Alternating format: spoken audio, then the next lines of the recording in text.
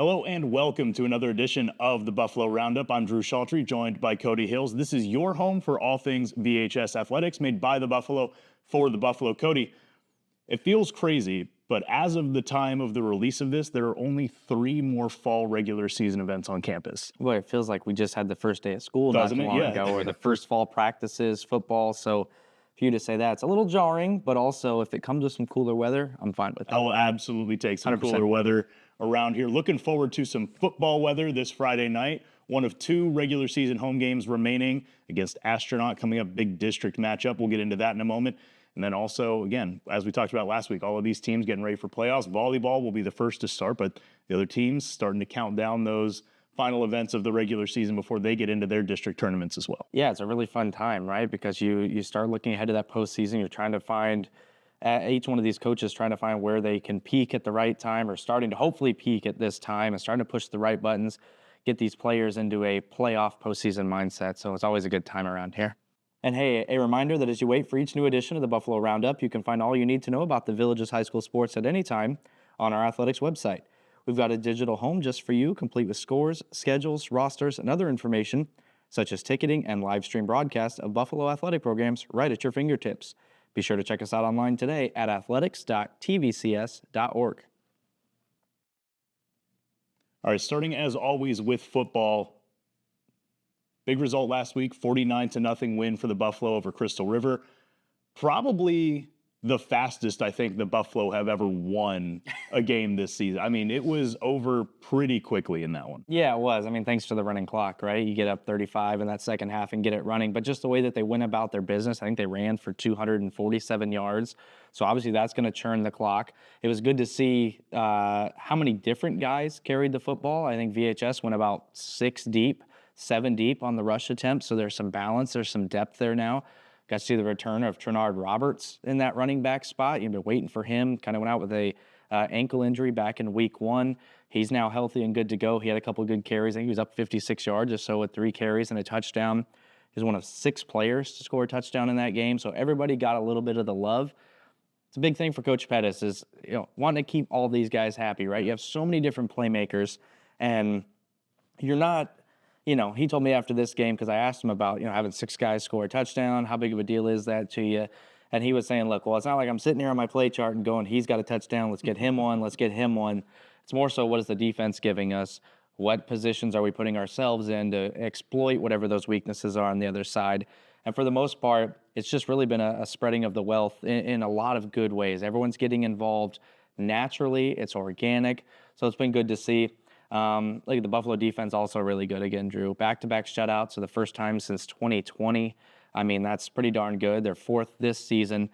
As we know, the tradition around here, the defensive coaches buy donuts on Thursday mornings. Dunkin' Donuts making a little bit of money off of us here in this defense, I think, here with coaches going and picking up donuts. But, too, the balance that we've talked about, I think you brought it up last week, keeping a good balance on offense and what that'll do. You get the run game, 247 yards. Didn't have to throw it a ton, maybe leading into some of why it was such a quick game. But, Jay Kennedy, 6-6, 155 yards, 3 touchdowns.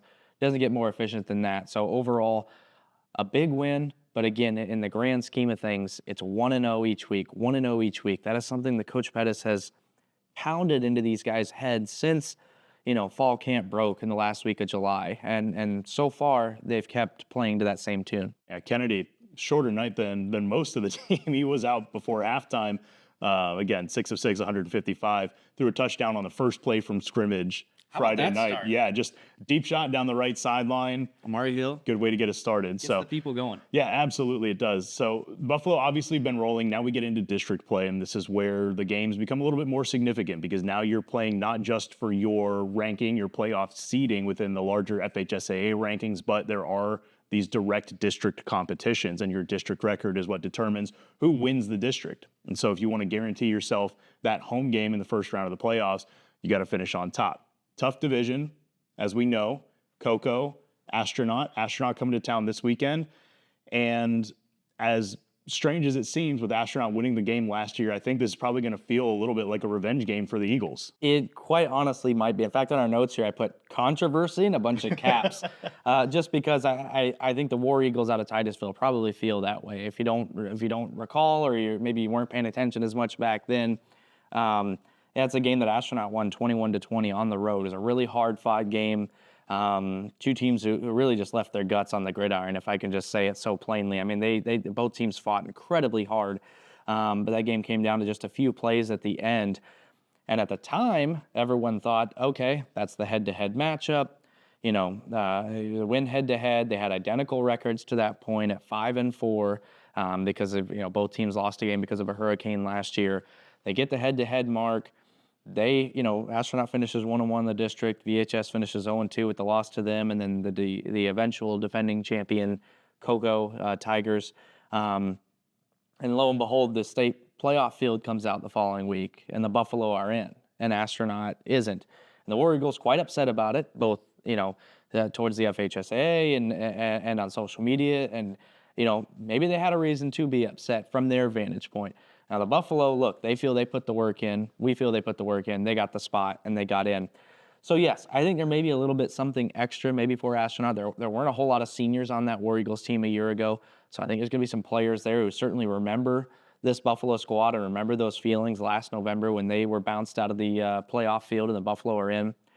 Overall, I think we're in for much of the same as a year ago. This is an Astronaut team that is very well coached, very physical, has playmakers on the edges. It's going to be by far no slight to the other teams that VHS has played, but this will be the best team that VHS has played thus far this season.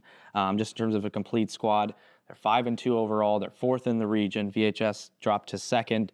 Funny how that works. You win 49-0 and you drop from 1 to 2, but none of it matters. Say, if Astronaut wants an idea of maybe what happened, yeah. None of us are entirely sure exactly what's going to happen week to week when those results come out. But yeah, I mean, none of it really matters now. I mean, you got to stay what's in front of you here, and it's a huge game for both squads. But yeah, I mean, yes, you want to see how you measure up against what are they, two-time defending state champion, whatever they are, 3 straight championship game appearances for Cocoa. You want to see how you match up against them.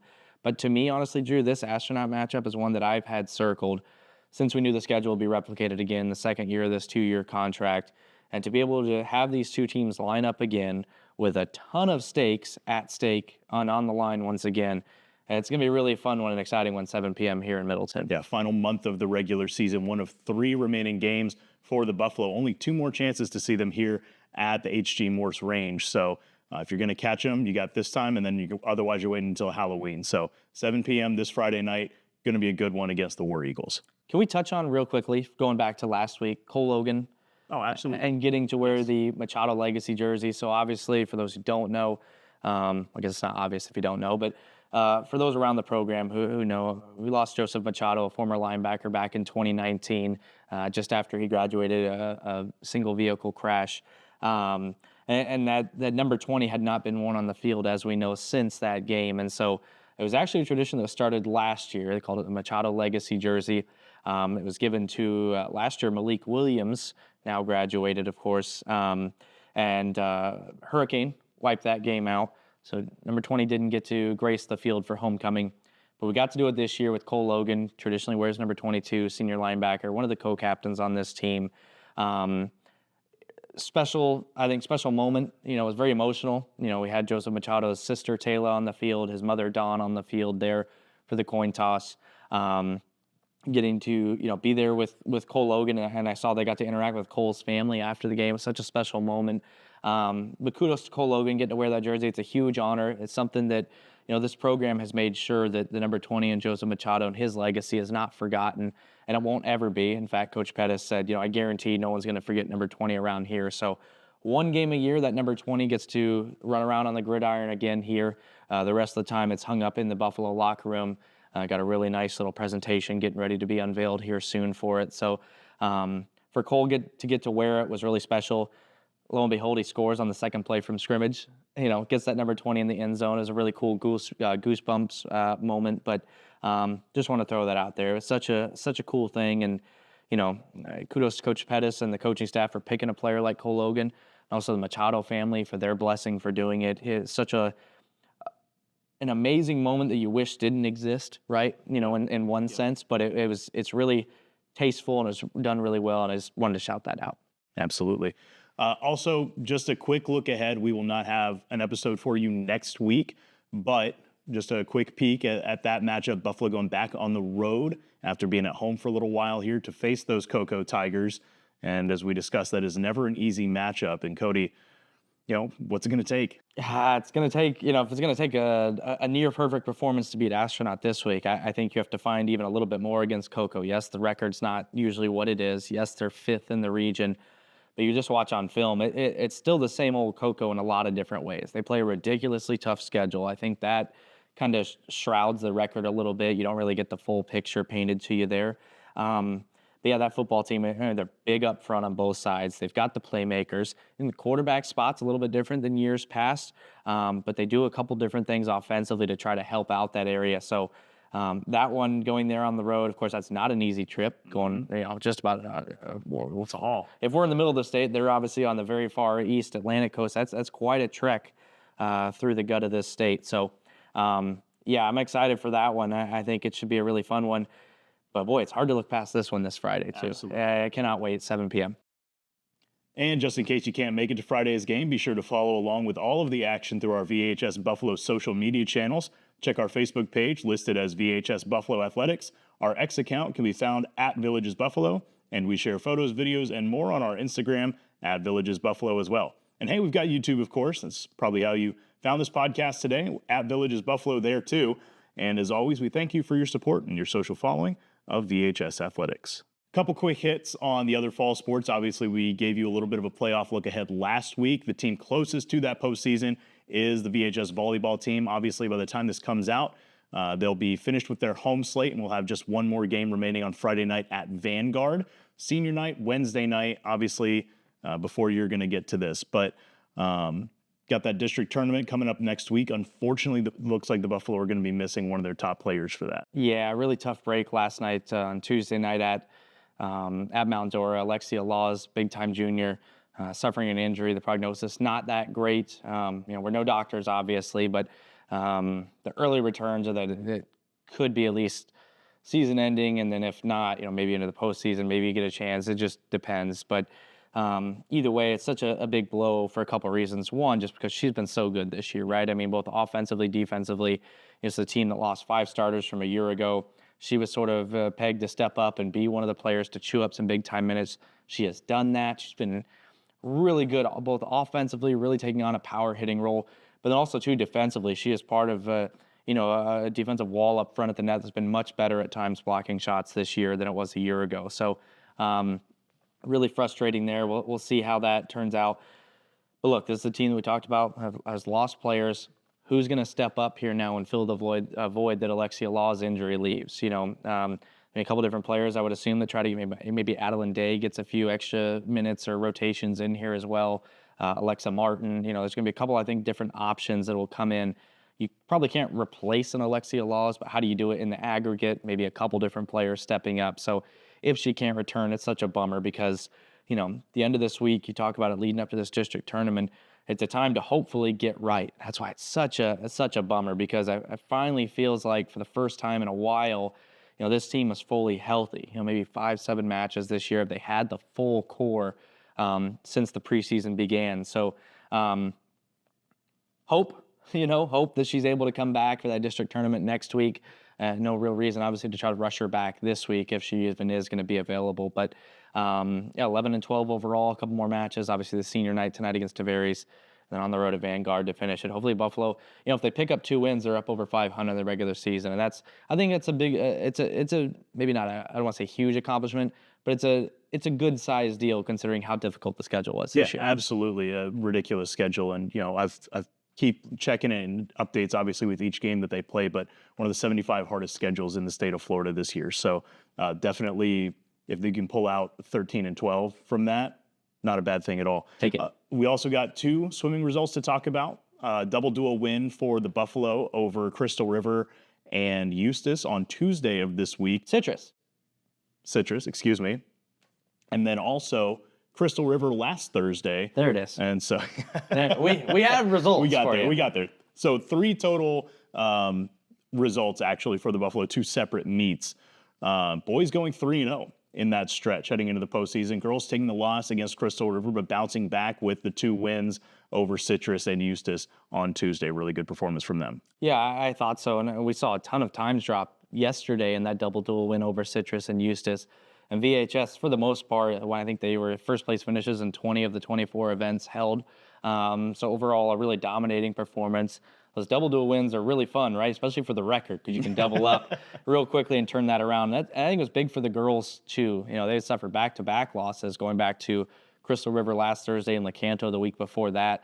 So to kind of erase those in a sense and get 2 more back on the right side of the ledger, it's big for them.